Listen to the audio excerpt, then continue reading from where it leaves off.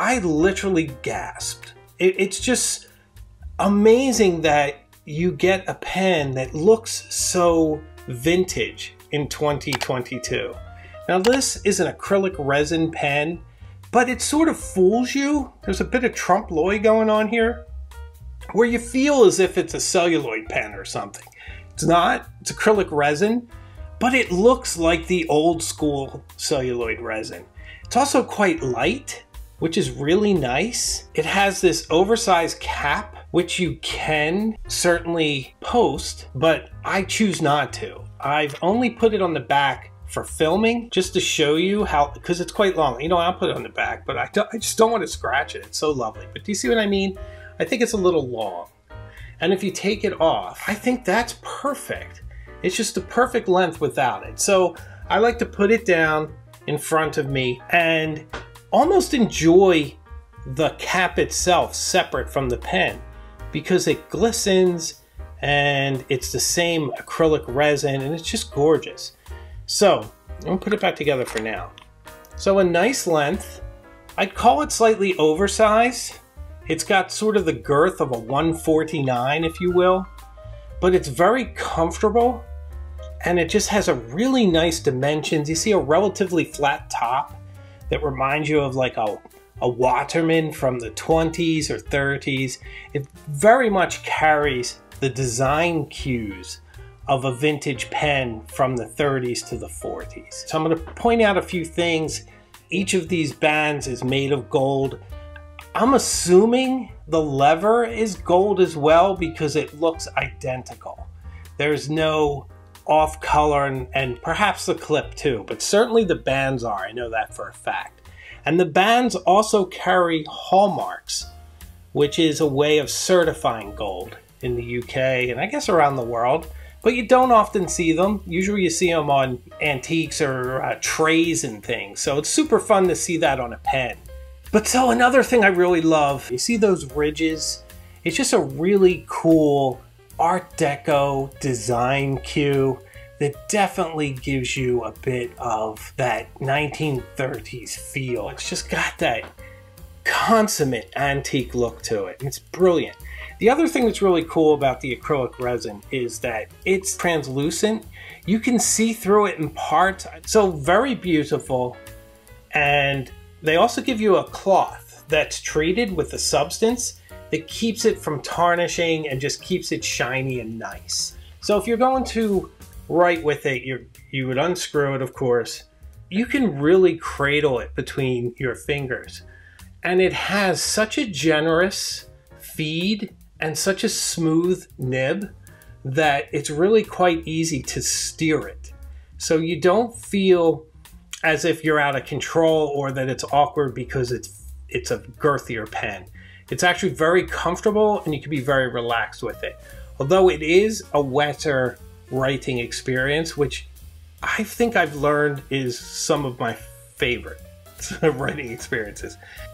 But you have a Jowo gold nib that's modified with their symbol etched, and then it's attached to the feed and installed by John Soroka, nibsmith in the UK. So I like the fact that someone as talented as John Soroka has already done that with this, adjusted it, tested it, make sure it writes nicely before it gets shipped off to you.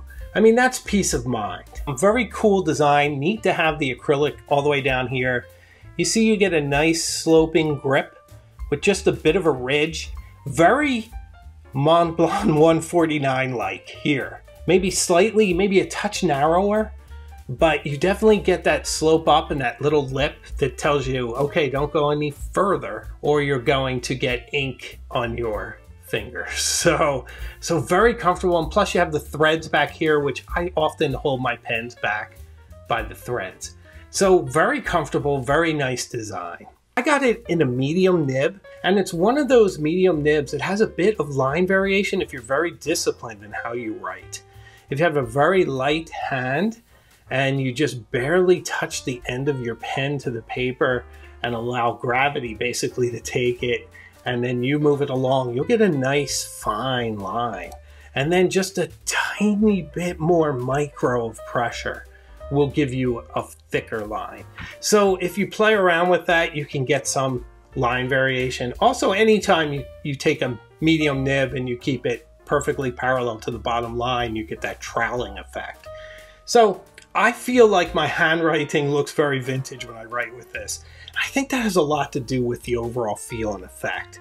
I think it casts a spell, and maybe like some sort of hypnotism, I'm very receptive to it. I just think it's an absolutely brilliant pen that inspires me and beguiles me. So now let's talk about something that might be a sticking point. It has a lever fill. Now, they're kind of maligned in some quarters. I personally love them. I don't mind them at all. I know the problems that people have. A lot of the problems is that they don't hold a lot of ink, but I can tell you it doesn't hold a lot. I do write a lot, but I'd say I probably get around 4 or 5 days writing with this pen. Part of the reason is that back when these kind of fills were popular, everyone had one of these on their desks. So it was pretty easy to just ink it up again. And maybe you and I have these on their desk, but you know, some people ink their pens once a month. And I've always said that's where blue black comes from. It's all of us that were too lazy to change our colors. So it's like, what color do you have? Oh, blue. Oh, I have black. Oh, well, whatever. You just put it in there. You're not going to get a whole bunch of ink in here. Now, I don't mind that at all, because for me, I see that as a plus, because I'm able to experiment with a lot of different inks. So to me, it's just sort of a joy. You don't have an ink level window either with it, but you can tell it when it gets light. Like, I know I'm gonna run out. Now, the good news is, if you don't like a lever fill, it comes in other fill mechanisms. So you don't have to get it in this iteration. For me personally, I love it. I love this fill mechanism. And also, guys, we're trying to experience a wide range of pens and pen experiences, right? That's what my channel is all about.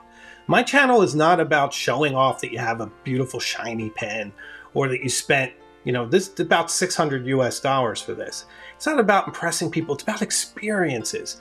And it's a new experience. Some people have never used a lever fill pen. So I should probably touch on that. If you want to fill this, you open it up.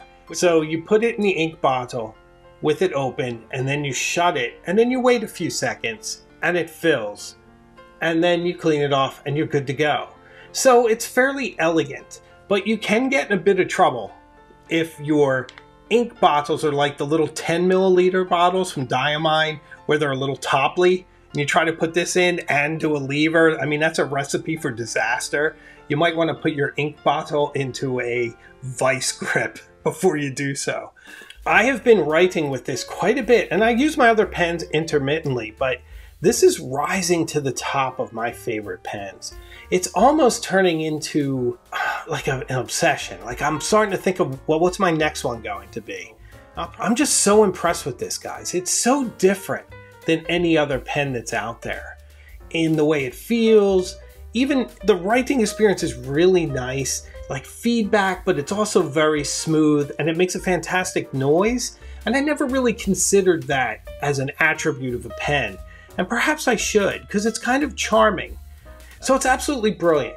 There are negatives. There's always negatives. No one's made the perfect pen yet, but perhaps they will. The biggest negative is the cap. If I'm going to fault other pens, I got to fault this. I always dislike having a bit of plastic beyond the band. I know they do it for aesthetic reasons, and it is pretty, but I just wish every pen company would just move the band to the edge of the cap, because you would get so much more protection. And I just worry that if I ever drop it, and especially since I don't post it, I just worry that I could chip the cap. So I've nicked other pens for it, so I have to nick this. The other thing is, I guess, the fill. You know, you do have to nick it for not being able to hold that much ink. I think that's important to a lot of people. I would say, though, that if that's really important to you, go with the other fill mechanism. Another thing I haven't mentioned is look at the Conway Stewart written on there, the same way they did originally, and it says made in England. Just wonderful, wonderful craftsmanship. And I also like that Conway Stewart has an unbroken thread to the original company because they bought it along with all the plans, all the specs, and all the leftover pieces. So there is a continuity there, and I like that because when a heritage brand is reinvented, yet it's dislocated and it has very little aesthetic connection to its beginnings, it doesn't have the same attachment to me. But I love that these are still made in the UK. They're absolutely brilliant. Just incredible writing instruments. So I'm a big fan. I recommend this pen, guys. It's pricey. It's definitely in the Grail pen category. But if you're looking for experiences, I don't think you'll ever find yourself selling it. I think you'll be impressed that you have a unique pen that not too many folks have and not too many people have experienced. So that, my friends, is probably everything and anything you want to know about the Conway Stewart Churchill Honey Noire lever fill fountain pen.